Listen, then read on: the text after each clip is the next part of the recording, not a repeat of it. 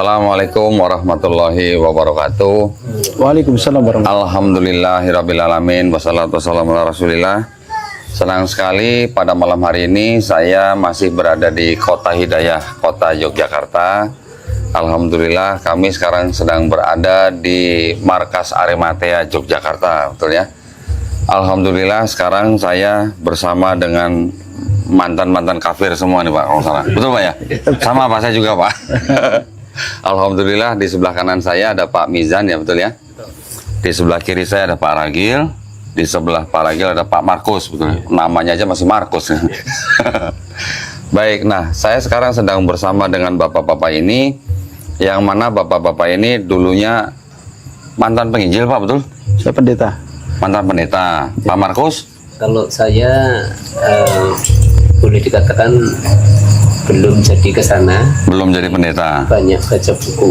Oke. Banyak. Tapi pernah menjadi aktivis. Oke. Kalau Pak Mizan? Pendeta. Pengkhotbah panggilan gitu Pak? Iya. Oh, berarti pendeta tembak gitu Pak? Penetua. Oh, penatua. Penatua. Baik.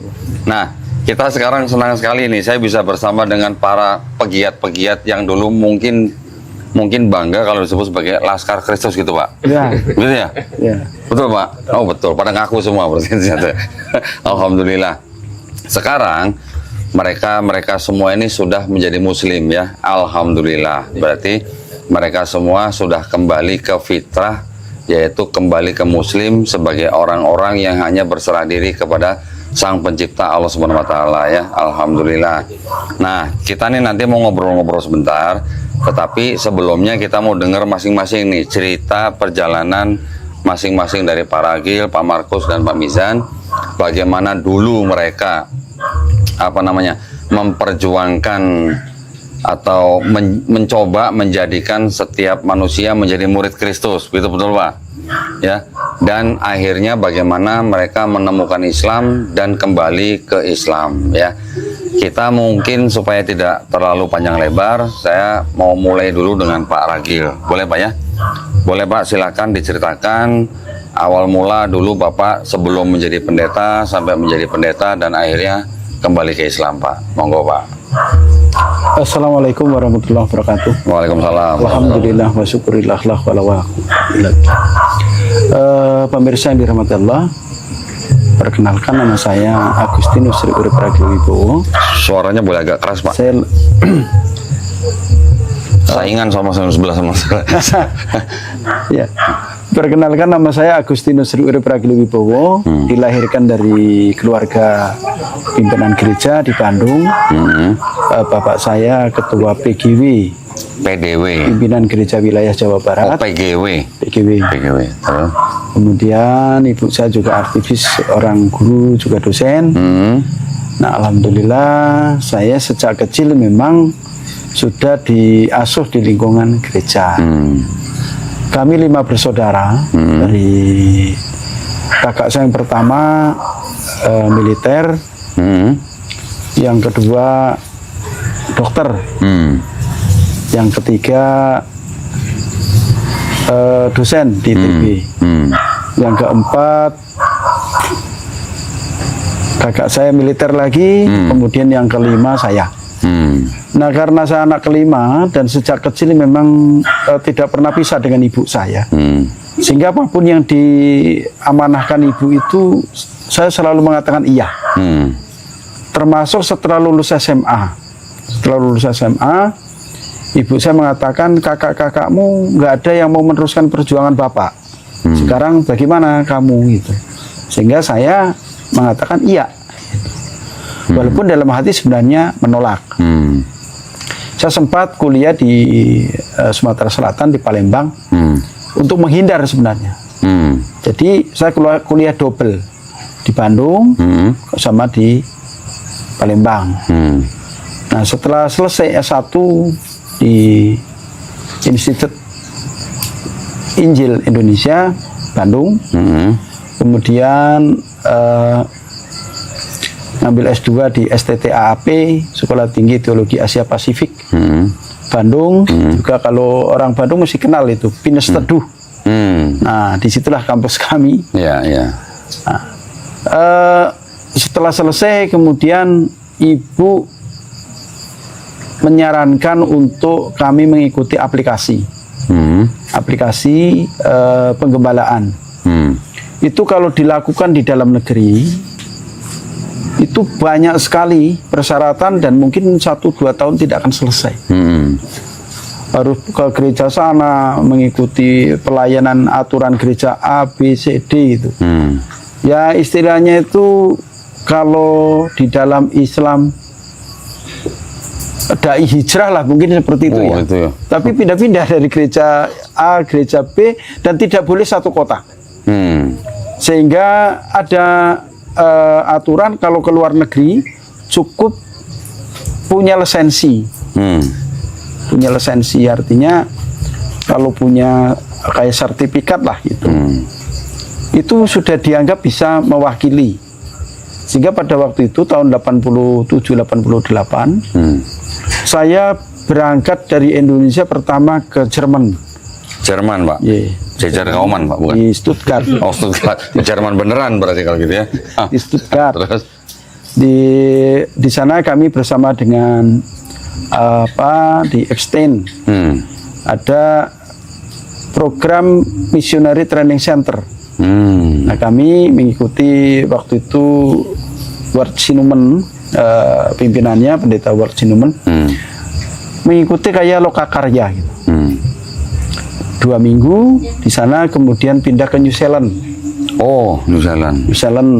Karena itu apa namanya lembaga-lembaga dakwah yang sangat dominan pada waktu itu, tahun 80-an itu. Dari New Zealand kami pindah ke Korea Selatan, di Jongji. Oh. Jadi pertama kali waktu itu, tahun itu baru dibangun gereja di atap langit itu. Jadi belum jadi, baru dibangun gereja atap langit itu. Di Jongji kemudian kami ke Tochigi, Jepang. Jepang. Oh, jadi Jerman, Dari New situ, Zealand, Korea, Jepang. Ya, dalam 1 tahun akhirnya kami bisa mendapatkan lisensi untuk ditabiskan menjadi imam. Nah, tapi belum menjadi imam penuh. Jadi masih konsulen. Konsulen pendeta. Jadi saya wakil imam. Kalau mau jadi wakil imam, saran ibu saya harus nikah. Karena untuk mengurangi fitnah. Nah, ini bedanya Katolik dengan Protestan. Kalau Katolik imam tidak boleh nikah, kalau kawinnya tidak pernah cerita sama kita. Tapi kalau Protestan di gereja kami ya Harus nikah. harus nikah dulu karena untuk mengurangi fitnah. Nah, kebetulan ibu saya punya kenalan seorang guru juga, teman ibu saya. Nah, waktu itu bukan dijodohin, dipertemukan, kemudian kami nikah. Nah, jam 9 pagi nikah, jam 3 sore istri saya harus berangkat ke Manila. Karena masih ada kegiatan di sana. Hingga kami pisah. Pisah. Nah, karena istri saya ke Manila, saya harinya berangkat ke Stuttgart. Ke Jerman lagi. Untuk mengambil sertifikat. Tuh. Nah, istri saya pulang 3 bulan dari sana, baru ditabiskan menjadi gembala sidang di GPPII. GPP. Alasan. Gereja apa tuh, Pak? Gereja Presbyterian Pembaharuan Injili Indonesia. Pembaharuan Injili. Jadi itu aliran metodis. Ya. Di Yogyakarta. Dari Yogyakarta ternyata ada beberapa hal yang memang saya belum tahu, ya. Apa peta dakwah? Mungkin kalau sudah kenal Mas Markus enak saya, tapi karena enggak belum. Jadi saya itu justru malah datangnya ke Pak Bupati waktu itu, Pak Bupati Gunung Kidul. Kemudian Kakan Sospol, kebetulan Kakan Sospolnya adalah non Muslim. Saya datangi ke sana, saya minta tolong wilayah yang paling aman di sini mana? Untuk penginjilan. Tapi saya nggak ngomong untuk penginjilan, untuk kita untuk berbagi Kabar. kasih lah, gitu. Berbagi kasih gitu. Iya. Oh, Mas, ini daerah Panggang. Oh gitu, ya. Akhirnya kami ke sana. Di sana saya membuka program income generating project. Jadi program penambahan ekonomi masyarakat. Diterima baik oleh Pak Lurahnya, kebetulan non Muslim. Oke. Pak Camatnya non Muslim. Terus Kapolseknya waktu itu juga non Muslim. Saya didukung penuh oleh beliau-beliau. Dan Demnya juga walaupun bukan non Muslim, takut sama kakak saya yang di Mabes. Jadi dukung saya. Nah setelah berjalan kurang lebih 3 tahun, ya tahun 89 saya masuk sampai tahun 91, sudah ada kader, apa istilahnya itu, calon-calon anak Penerus. Tuhan ini. Oke. Calon-calon anak Tuhan. Potensial gitu. Potensial. Iya, iya. Ya, potensial. Sudah ada lebih dari 300 orang dari penjaringan sekian ratus orang yang sudah oke itu sekitar 300 orang. Nah tahun 93 ini mulai malapetaka Apa tuh, Pak? bagi kami. Masuknya Kiai Haji Jalal Muhsin dengan kod dakwah pedesaan. Oke. Nah ini, jadi Ya, ya, ya. ini menurut pendapat saya ini luar biasa. Iki kok iso begini nih gimana? Dan itu tidak kami ketahui. Jadi pada waktu itu tim yang ada di bawah itu mengatakan pada saya, Mas, dakwah kita diganggu. Saya tanya Pak Lurah. Pak Lurahnya waktu itu dukung kita karena mereka memang non Muslim. Tapi Pak Careknya ini anti sebenarnya, membuka di malis di depan aja. Pak Yusuf Sumaryono almarhum. Itu manisnya bukan main di depan saya, tapi di belakangnya tuh dia ngorek-ngorek orang itu. Nah ini pengkhianat Pak Carek. Nah setelah itu kurang lebih kita akan mau ada baptisan massal karena gereja di Giri Sekar itu udah jadi. Jadi kita mau akan ada baptisan massal itu 300 orang pada waktu itu. Terakhir pertemuan tinggal 15 orang. Wah, padahal dari mana? Tahu-tahu saya terima surat dari Pak Jalal Muhsin. Tulisannya itu tulisan tangan kepada yang terhormat Pendeta Agustinus. Itu. Mohon maaf Mas Pendeta, terima kasih atas pembinaan ekonominya terhadap warga saya, tapi sholatnya tak bina dewe. Oke. Loh, iki piye iki? Lahir cetok iki. Nah, karena ada surat itu, akhirnya saya kepingin ketemu. Banget itu. Saya ingin ketemu. Tolong saya pertemukan dengan penulis surat ini. Saya kira seumuran saya itulah, seumuran saya tak ajak gelut. Cuma udah sepuh, pensiunan kepala sekolah Muhammadiyah, Noto Prajan. Lah, piye aku nek kalau piye sepuh. Nah, bapak saya ngajari itu harus hormat pada yang sepuh. Lah itu nantang dia. Lah iki mau tua kurang ajar, nantang nih. Gini aja Mas Pendeta, kita dialog tentang apa keimanan masing-masing. Saya bilang, oh siap Pak Kiai. 3 bulan sebelum saya dialog dengan Pak Jalal, saya tuh dialog dengan seorang ahli Quran, betul-betul ahli, luar biasa. Namanya Kiai Samsudin Nur dari Lombok. Saya dialog di Surabaya. 3 bulan dialog dengan saya, dia masuk Kristen. 3 bulan. 3 bulan.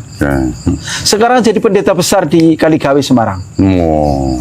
Ketua wilayah GPPS Gereja Pantekosta Pusat Surabaya, KPPS. Jawa Tengah. Tahu. Mobilnya Alphard. Kurang lebih 6 bulan yang lalu saya ketemu, saya pakai kijang merah. Tahun 90-an.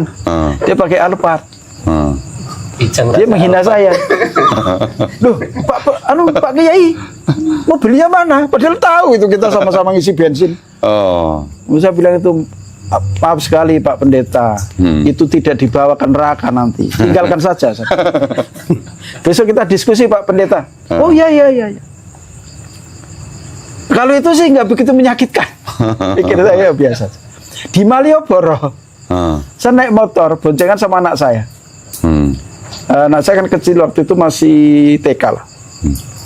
Ibu-ibu yang dulu hidupnya saya yang nyantuni, anaknya sekolah saya yang bayarin, ketemu Pak Kiai. Saya kira setelah jadi Kiai kendaraannya roda 10, gitu.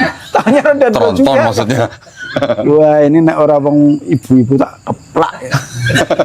Tapi saya bersyukur pada Allah. Ternyata dari omongan-omongan mereka itu menjadi doa positif untuk saya. Nah, saya jadi hamba Tuhan, gembala sidang itu efektif 7 tahun.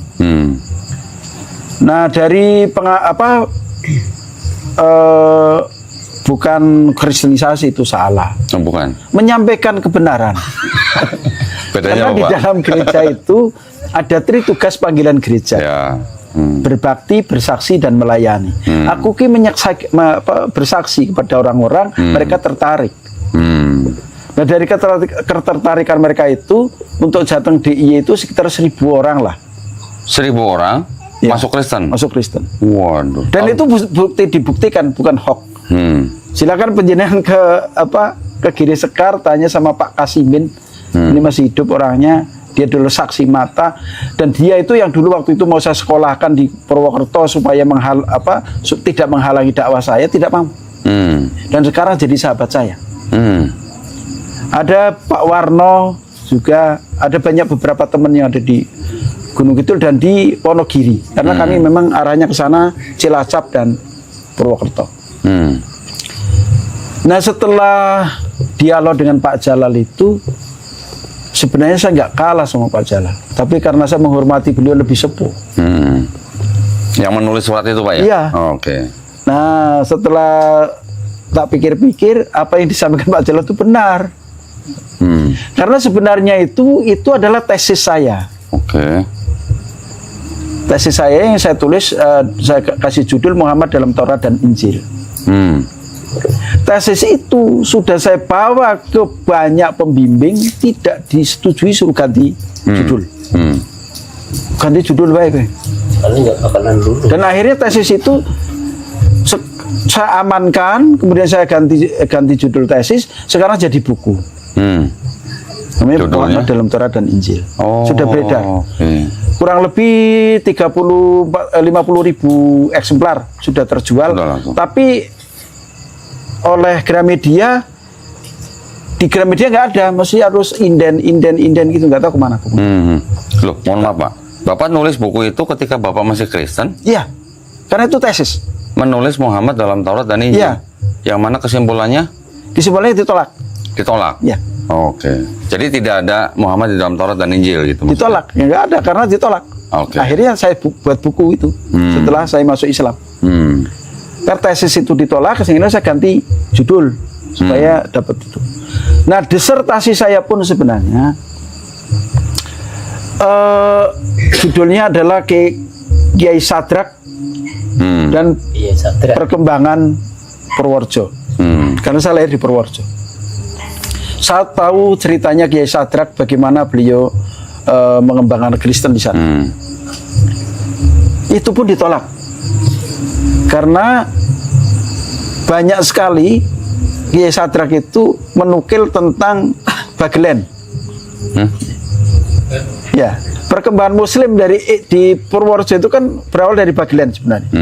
Kemudian Pangeran Diponegoro masuk ke sana, ditolak juga.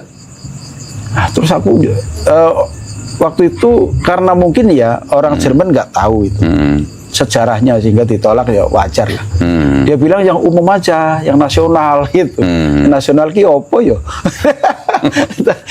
Karena nggak begitu paham, saya cari lagi judul yang lain yang alhamdulillah bisa diterima. Disertasi saya diterima, ujiannya sudah selesai, tapi ijazahnya tidak diterbitkan. Kenapa? Karena saya dianggap sebagai pengkhianat gereja.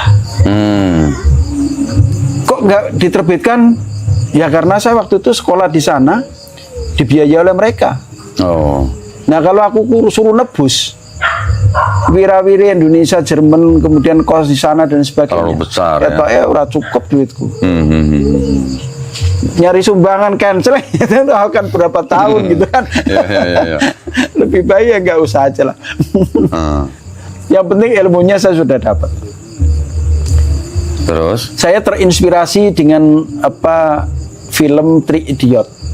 Tidak perlu ijazah, tapi kemampuannya itu. Pemirsa yang dirahmati Allah, Kota. Setelah saya berdialog dengan Pak Jalal selama 3 bulan itu, kemudian tambah 3 bulan lagi, akhirnya jadi 6 bulan. Kesimpulannya adalah bahwa apa yang disampaikan oleh Pak Jalal itu semua bersumber kepada Alkitab. Saya tanya Pak Jalal belajar Alkitab di mana? Otodidak. Nah ini, sing angel, penerusnya nggak ada sampai hari ini. Didokumentasikan nggak Pak dialognya? Kalau nggak salah didokumentasikan waktu itu. Ada, sampai sekarang masih ada? Ya, banyak orang waktu itu saksinya mahasiswa IAIN yang ngumpul di sana. Ada Mas Pardi, ada Kiai Harun Al-Rosid, ada banyak beberapa teman yang sekarang masih itu ya Kang Pardi itu. CDP, sekarang CDP ke Fahri. Nah, maksud saya bukan didokumentasikan foto, ditulis nggak Pak dialognya? Enggak. Karena enggak. waktu itu ya mungkin kami tidak begitu peduli dengan itu. Cuma mungkin ada ya, setelah buletin. setelah kami selesai, saya mengatakan Pak Jalal saya nggak kalah tapi ngalah. Waduh. Pak Jalal mengatakan tapi janjine nganu loh Mas, sing kalah melu sing menang gitu. Oh ya Pak Jalal nggak apa-apa, siap gitu. Saya bilang siap. Ternyata di situ Pak Jalal sudah nyiapkan notaris. Itu hebatnya Pak Jalal, bukan licik. Kalau pikir saya kurang ajar ini orang gitu. Tapi itu hebat itu. Ya. Sekarang mungkin Pak, kalau penjenengan Perso yang Jogja mesti Perso Daliso Rudianto. Notarisnya itu Pak Daliso. Kondang sekali. Waktu itu kemudian disaksikan oleh beberapa tokoh. Ada Ustadz Umar Budiargo waktu itu juga hadir di sana. Ada banyak lah Ustadz lah, teman-temannya Pak Jalal itu, termasuk murid-muridnya Pak Jalal. Saya disahadatkan di kantor KUA Mantri Jeron oleh Pak Jalal, disaksikan oleh KUA Pak Bukhari waktu itu. Nah, karena sertifikat masih ada, jadi saya tahu namanya tuh dari surat syahadat itu. Ya. Setelah saya keluar dari sana, saya masih punya utang. Utang itu waktu itu kan bulan November saya syahadat. Utang untuk khotbah Natal di Jongji, Korea Selatan. Itu sudah jadi. Gereja atas atap langit itu, ya di tengah laut itu, sudah jadi. Saya berangkat. Tetap berangkat? Berangkat. Sudah bersyahadat? Iya. Waduh.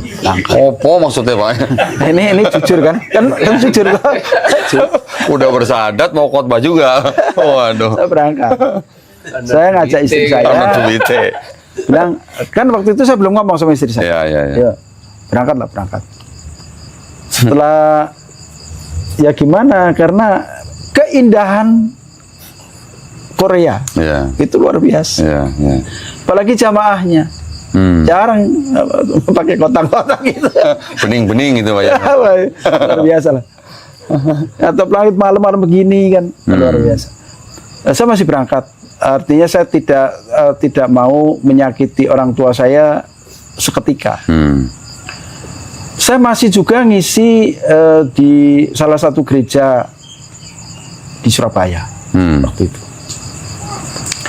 Karena waktu itu satu-satunya pendeta yang masih umurnya masih muda, kemudian kapabilitasnya itu cukup.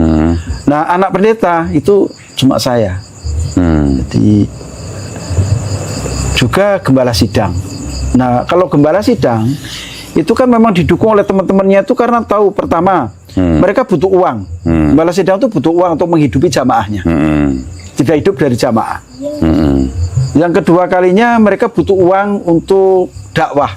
Ya. Yang ketiga mereka butuh uang untuk performan itu. Nah pendeta nek kembang kempis di mata jamaah gimana? Wah, pendeta pileren gitu. Pileren. Orang payu. Pileren.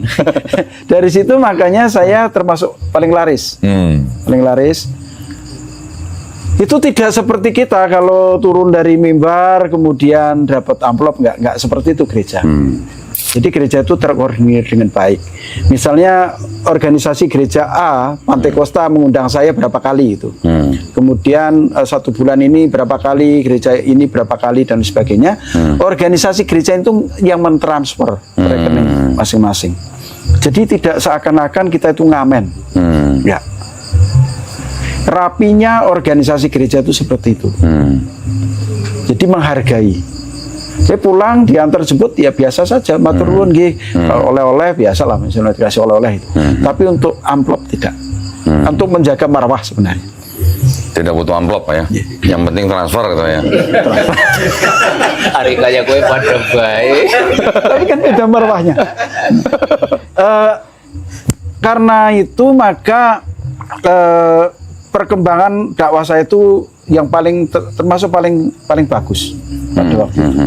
Sehingga sempat saya mendapatkan bintang madya prestasi dari lembaga penginjil suara nubuatan. Jadi dan itu disertai dengan 1 unit kendaraan mobil yang cukup representatif pada tahun itu. Boleh tahu Pak mobil apa? Ya. Suzuki sedan lama itulah. Oh, oke. Apa? Baleno? Sebelum. Oh, belum Baleno. Apa ya jenis lali ya?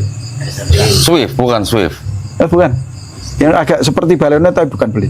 Ya Esteem itu. Esteem. Esteem. Oh, oke. Saya baru saja dibelikan mobil oleh kakak saya itu Jimmy. Tapi karena dikasih oleh oleh gereja itu ya saya pakai itu. Dan banyak hadiah yang saya terima. Nah tiba-tiba saya masuk Islam. Setelah saya itu merasa berdosa gitu karena sudah masuk Islam tapi bisa khotbah itu. Dan pada waktu itu saya pernah dimarahi oleh Pak Sopo kancamu wae. Lasiman. Kancamu. Lasiman. Kancane Lasiman yang marah sama saya jenenge Sopian. Sopian itu. Karena waktu dia ke rumah saya, karena waktu itu masih di rumah dinas. Ke rumah saya lagi bimbing Bibel kering. Oh. Kira tertagi. Saya dimarah sama Lasiman sama situ. Nah, saya bilang loh, aku kan orang ngopo-ngopo, orang tamu ya saya layani lah sebenarnya itu. Saya kan pelayan. Salah saya di mana gitu. Nah, setelah saya menceritakan semuanya kepada istri saya, akhirnya istri saya bilang, ayo kita ke Bandung saja. Cerita sampaikan kepada bapak dan ibu supaya saya tidak salah melangkah katanya gitu. Nah kami bareng-bareng ke Bandung pada waktu itu bulan Maret tahun berapa Pak? 94. Maret 94 saya berangkat ke Bandung sama istri dan kedua anak saya. Nah saya yang kedua itu baru umur 6 bulan. Bulan 4. Yang pertama umur 3 tahun. Nah saya cerita pada ibu saya. Ternyata mereka sudah lengkap, mungkin sudah ditelepon sama istri saya. Ada kakak saya yang pertama yang di Mabes TNI itu, ada yang semua lengkap lah, kakak saya lengkap itu. Nah setelah saya cerita bahwa saya udah masuk Islam, ya ceritanya macam-macam. Ada yang maki-maki, ada yang diem saja, ada yang nangis Pak. Ibu saya yang nangis. Oh ibu nangis. Ibu saya nangis, kenapa kamu murtad gitu. Anak saudara-saudara itu nelangsa pakai bahasa Sunda. kenaha maneh teh no pakai murtad sagala gitu. Dulur-dulur maneh teh nalangsa. Saya ikut nangis. Setelah itu sekitar jam 11 malam itu gerimis. Hujan gerimis lah.